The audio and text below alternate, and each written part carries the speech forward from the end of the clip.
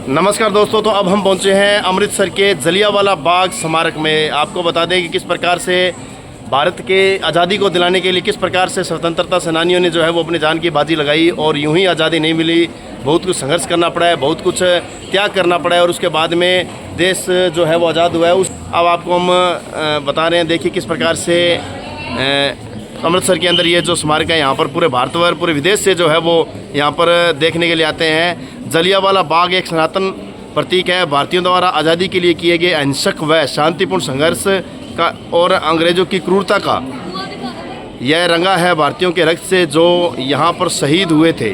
General Dyer द्वारा जिसने 13 अप्रैल 1919 के दिन रॉलेट एक्ट के विरोध में इकट्ठा हुए निहत्थे व निर्दोष लोगों पर गोलियां चलाई थी। और देख सकते हैं आप ये तमाम चीज़ें किस प्रकार से संघर्ष रहा है उनका, इस प्रकार से आज़ादी दिलाने के लिए जो समर्पण रहा है, मतलब उनको हम कभी भूल नहीं सकते हैं, जिन्होंने इस प्रकार से देश को आज़ादी दिलाने के लिए जो अपनी भूमिका निभाई है।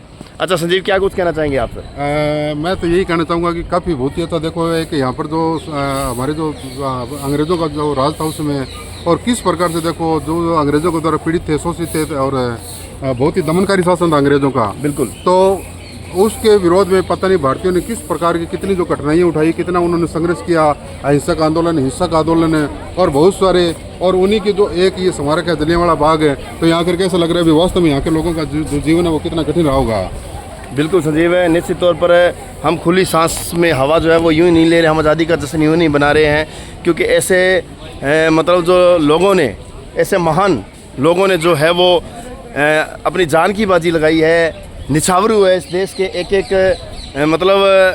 एक जन के लिए ये निछावर हुए इन्होंने। कभी सबसे बड़ी बात तो ये है भी जो आज़ादी का आंदोलन था भारत की, उसमें जो पंजाब था, पंजाबियों का रोल वो मतलब बहुत ही ज़बरदस्त रहा है। और यहाँ से सरदार भगत सिंह जैसे क्रांतिकारी बिल्कुल है। और एक आपको मैं बताना चाहूँगा रमेश जी, जो सरदार भगत सिंह थे वो यहीं से भारत की आज़ादी के लिए शहीद हुए थे। ये चीज़ भी आप एक थोड़ा नॉलेज में ले लो। बिल्कुल। यहाँ पर जब जलियांवाला बाग कांड हुआ तो सरदार भगत सिंह उसमें 4 या 5 साल के थे, तो उनके मन पर इतना गहरा आघात लगा, वो यहाँ आए छुपते छुपाते और यहाँ की मिट्टी लेकर के वो अपनी जेब में लेकर के, और उसके बाद भी उन्होंने जो क्रांति के पथ पे चले थे सरदार भगत सिंह, जिन्होंने नारा दिया था इनकलाब जिंदाबाद। बिल्कुल संजीव, आज जब इस स्मारक में आए हैं तो हमारे रोंगटे खड़े हो गए हैं, हमारी जो आत्मा है वो कहीं ना कहीं ये सोच रही है कि किस प्रकार से इस देश को आज़ाद कराने के लिए कैसे मतलब लोगों ने अपने शहीद हो गए, और किस प्रकार से आज हम जो खुली हवा में सांस ले रहे हैं वो इनकी बदौलत है। इन ये जो स्मारक बने कहीं ना कहीं हम इनको भूल नहीं सकते हैं। बिल्कुल ऐसा लग रहा है भी अब शायद उनको देख तो नहीं पाए, पर अब सरदार भगत सिंह को, उधम सिंह को और उनको जो तमाम जो क्रांतिकारी हैं भारत की आज़ादी के आंदोलन के जो जिनके प्रयासों से जो आज़ादी मिली थी, उनको हम देख तो नहीं सकते हैं, पर उनको हम इस समय महसूस ज़रूर कर सकते हैं, महसूस करें हम उनको। बिल्कुल भी इसी प्रकार यहाँ पर जो आंदोलन हुए थे, किस प्रकार से सरदार भगत सिंह के मन में जो क्रांति की ज्वाला यहाँ पर जली थी। बिल्कुल संजीव, एक बाल्यावस्था की उम्र थी उस समय भगत सिंह जी की, और शहीद भगत सिंह जब मान लो इस आंदोलन में आए, उन्होंने इस सभा को ज्वाइन किया, तो उस दौरान उनके दिल में जज्बा, जुनून और ये जगह की हमारा जो देश है वो आज गुलामी की जो ज़िंदगी जी रहा है, इसको आज़ाद कैसे दिलाएं, और यहीं से प्रेरणा लेकर वो इतने बड़े मतलब एक युद्ध में कूद गए। जो आज़ादी के महान नायक बने सरदार भगत सिंह। बिल्कुल। आज़ादी की जब बात होती है, आज़ादी का जो इतिहास लिखा जाता है, तो उसमें सबसे अगर अग्रणी नाम किसी का आता है तो वो आता है सरदार भगत सिंह का। सरदार भगत सिंह का, बिल्कुल। तो देख सकते हैं किस प्रकार से ये वो स्मारक है, और ये बाद में बनाया गया स्मारक। यहाँ ये स्मारक जो है वो बाद याद में, तो और वो कुआं है उस साइड में जहाँ पर गोलियों से बचने के लिए जो लोगों ने छलांग लगाई थी उसमें। अच्छा, वो यानी कि वो जो कुआं है उसमें। अच्छा। जब अंग्रेजों ने बिना किसी चेतावनी के जनरल डायर के आदेश पर यहाँ पर जो गोलीबारी हुई थी निर्दोष लोगों पर, तो लोगों ने गोलियों के बौछार से बचने के लिए वो जो कुआं, उस कुएं के अंदर अपनी जान बचाने के लिए छलांगे लगाई थी, और उसके अंदर भी लाखों लोग हैं जो एक दूसरे के नीचे दब करके और मरे थे उसमें। तो बहुत ही शानदार इतिहास रहा है हमारी आज़ादी का। बिल्कुल संजीव, कितने लोगों ने कुर्बानियाँ दी है, कैसे लोगों ने संघर्ष किया है, किस प्रकार से मतलब इस आज़ाद भारत को ये दिन देखने के लिए मतलब हर एक जो भूमिका कह सकते हैं वो सभी की भूमिका जो है वो महत्वपूर्ण रही है।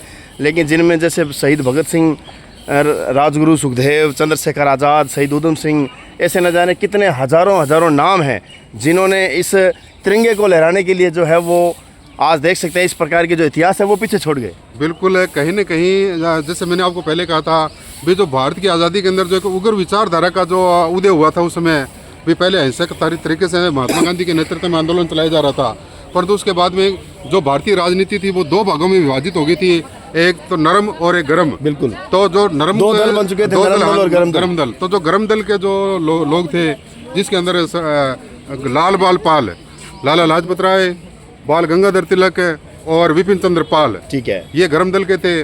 तो जो लाला लाजपत राय थे वो भी यहाँ पर जो लाठीचार्ज के अंदर घायल हुए थे। ठीक है। तो ये वो कुआं है संजीव, जिनमें जो लोगों ने इसमें कूद के जो है वो अपनी जान की बाजी लगा दी। जान की बाजी लगा दी थी उसमें। ये कुआं भी इसको ढक दिया गया है, देखो काफ़ी गहरा कुआं था उसमें ये। तो लोगों ने गोलियों से बचने के लिए इसके अंदर अपने जीवन को बचाने के लिए, ज़िंदगी को बचाने के लिए इसमें छलांग लगाई थी उसमें। बिल्कुल संजीव, कितनी क्रूरता थी, आज़ादी को यूँ ही नहीं मिली ये कह सकते हैं। अगर जब यहाँ आते हैं, जब अपने इतिहास को देखते हैं, तब पता चलता है कि आज इस मतलब भारत के अंदर जो लाखों लोग इस समय बड़ी खुली आज़ादी से घूम रहे हैं, तो कहीं ना कहीं इन्हीं की बदौलत, इन्हीं के समर्पण की बदौलत जो है वो आज यहाँ पर ये सब हुआ है। तो हमारे साथी गरसाना से हमारे साथ जुड़ चुके हैं, एडवोकेट साहब गरसाना से आए हैं। आज बहुत ही खुशी हुई सर आपसे मिलके। बहुत बहुत सर खुशी। इस ऐतिहासिक जगह पर आपसे मुलाकात हुई है, बहुत बहुत शुभ दिन है आज, आपसे मुलाकात की है। क्या बात है सर, क्या बात है, क्या बात है। बस बढ़िया, बताओ सर क्या कुछ कहना चाहेंगे, कब से आए हो आप?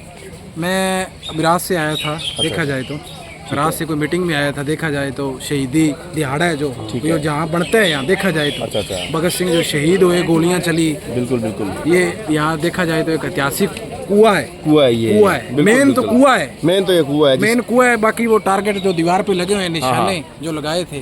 वाह यार, चलो मिलते हैं सर। मिलते हैं सर, बहुत बहुत शुक्रिया sir, thank you so much. तो देख सकते हैं ये वो कुआं है, आपको बताना चाहेंगे किस प्रकार से ये वो कुआं है, अभी इसे ढक दिया है।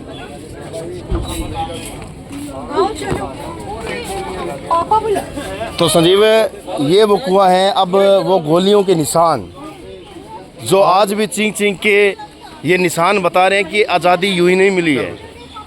आज़ादी लेने के लिए ये तो कुछ निशान है जो दीवारों पे है, लेकिन सीने में जो निशान है, जो गोलियां खाई है इस देश को आज़ाद करने के लिए, वो उस गोलियों के निशान जो है वो कभी भी मतलब जो है वो मिट नहीं सकते हैं। बिल्कुल है। आज भी देखो जो 1919 के अंदर जो हुआ था, बैसाखी का दिन 13 अप्रैल जनरल डायर के द्वारा, तो ये जो गोलियों के निशान, तो किस प्रकार की यहाँ पर जो गोलीबारी हुई थी। बिल्कुल बिल्कुल संजीव। तो हम आशा करते हैं कि जितने भी हमारे देश प्रेमी हैं वो इन देशभक्तों को न भूलें, इन स्वतंत्रता सेनानियों को ना भूलें जिन्होंने देश की आज़ादी में अपनी भूमिका निभाई है। उनको हमेशा समय समय पर उनकी जो दिन होते हैं, चाहे वो जयंती है या उनके जो भी मतलब पल होते हैं, उनको याद रखें, उनको हमेशा सम्मान करें, उनको अपने दिल में संजो के रखें, उनको हमेशा संजो के रखें। ये कभी मत भूलें कि आज़ादी जो है वो इनकी बदौलत ही है। ये थे तो आज हम हैं। आज इन्हीं की वजह से हम खुली हवा में सांस ले रहे हैं, नहीं तो अपनी कल्पना नहीं कर सकते थे भी आज इस प्रकार से हम ऐसी चीज़ों को हम देख पाएंगे। बिल्कुल संजीव, एक बार फिर कहना चाहूँगा, वो थे तो हम हैं। जय हिंद, जय भारत। जय हिंद।